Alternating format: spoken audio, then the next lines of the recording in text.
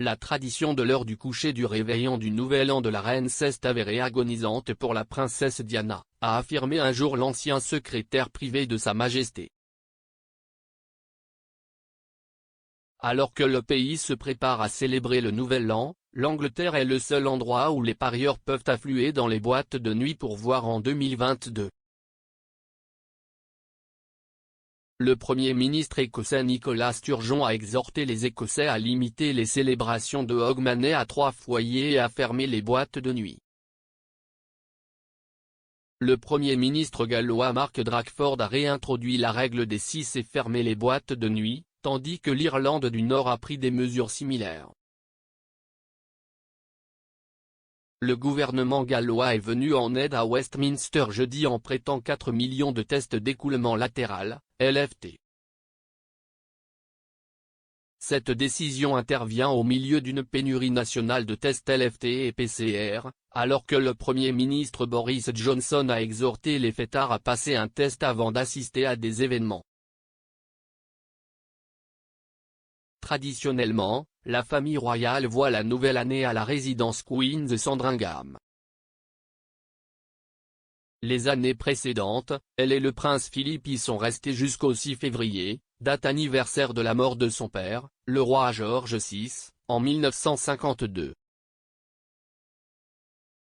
Alors que le Royaume-Uni sonne pour le Nouvel An, la reine, dans des circonstances pré-pandémiques typiques, organise généralement une fête, avec une invitation ouverte qui aurait été adressée à tous les membres de la famille royale.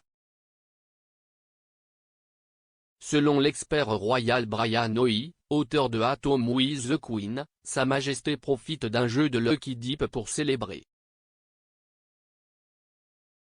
Le jeu commence avec un valet de pied apportant une baignoire remplie de sciure de bois et une série de notes cachées, qui contiennent toutes des prédictions écrites pour l'année à venir. Une fois que l'horloge sonne minuit, la reine se couche et les autres membres de la famille royale peuvent faire de même. Cette règle non écrite, selon l'un des anciens secrétaires privés du monarque, irritait la défunte princesse Diana. Sir William Heseltine a déclaré dans une interview de retour, « Pour Diana, les longues soirées royales étaient une agonie. Il y avait environ 1 heure dans le salon de tout le monde assis autour de la conversation, et personne n'a jugé bon d'aller au lit avant la reine. Et Diana a été poussée à des extrêmes tels qu'elle s'excusait et se couchait, ce qui était considéré comme une forme plutôt mauvaise, se couchant avant la reine. » Sir William a été secrétaire privé de Sa Majesté entre 1986 et 1990. Au moment où Sir William a rejoint le rôle, Diana avait 2 jeunes enfants dont Prince William et Prince Harry. William, né en 1982, aurait eu 4 ans, tandis qu'Harry, né 2 ans plus tard, en aurait eu 2. Tout comme à Noël, la famille royale accueille traditionnellement la nouvelle année avec un service religieux. Sa Majesté se rend généralement à l'église Saint-Marie-Magdalène de Sandringham. Par la suite, elle monte généralement l'un de ses chevaux autour de Sandringham House et organise une chasse aux faisans, bien qu'il n'ait jamais été confirmé si elle participe toujours à la chasse elle-même. On ne sait pas comment elle marquera l'occasion cette année, puisqu'elle est restée au château de Windsor pendant la période des fêtes. Elle n'est pas allée à l'église avec le prince Charles et Camilla le jour de Noël, bien qu'il soit possible qu'elle y ait assisté en privé plus tard dans la journée.